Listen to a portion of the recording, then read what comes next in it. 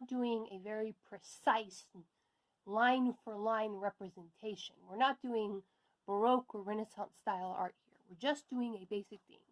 Now, the best way to sketch something as a scientist, just to let people know kind of what it looks like, is to break it down into shapes. Rectangles, cubes, cylinders, and spheres, if you've got them. So let's talk about how to draw your basic shapes.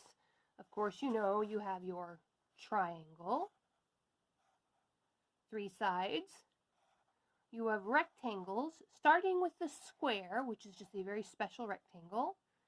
Then you have all your other rectangles. Of course, you have your circles, diamonds, parallelograms. But we want to change these into 3-dimensional shapes. For a circle, it's pretty easy. You draw a circle, and then you shade it. The simplest way is to draw little partial circles inside the circle. That gives it the illusion of being a sphere. But there are other ways to do that. You can shade one side, something like that. For all of the shapes with corners, what you do is you draw your initial shape. Now, this is where having lined paper comes in really handy, or using a ruler or a straight edge. So, you set it off, a line, at an angle. Now, the really important thing, is to make all of your other lines at exactly the same angle. And then match up.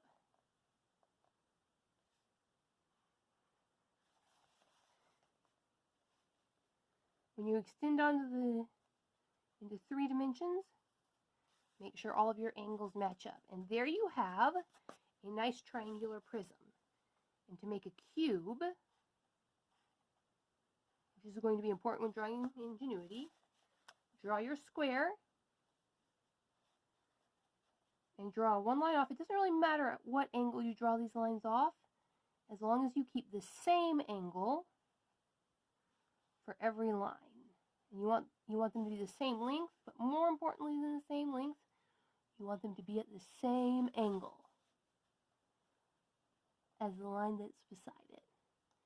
So there you have a very nice cube. Now let's do a rectangular prism. Let's make a slightly different rectangle. And the concept is the same. When you're sketching,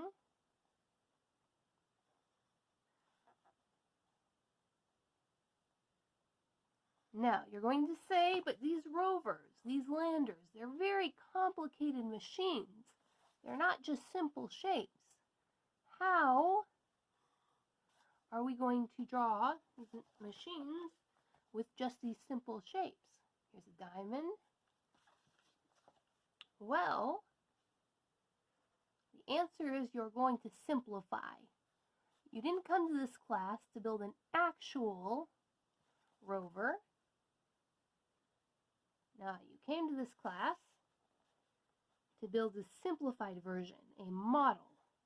Whoops, see, I didn't get the angles lined up exactly right, and now this diamond looks a little wonky. It was an accident in production. All right, now let's look at that. Let's draw a better parallelogram than that first one.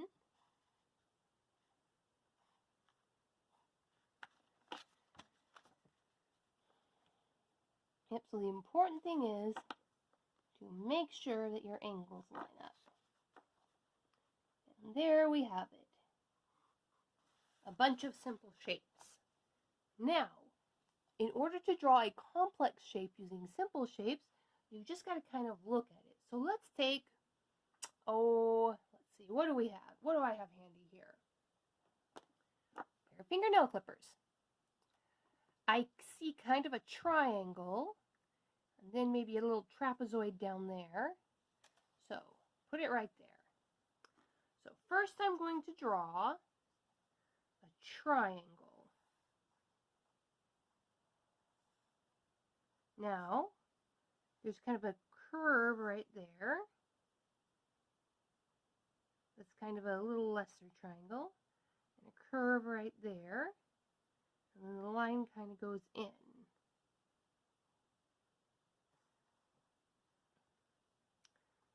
Now, I'm going to extend that line off the top. Now, I'm not going to add the curve. I'm just going to keep it straight. Now, if you see that, that's another triangle coming down that way.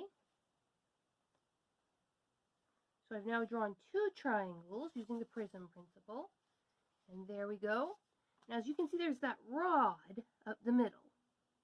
That's a cylinder. So I'm going to draw a circle on top. Now the rod is at this kind of at the same angle as this.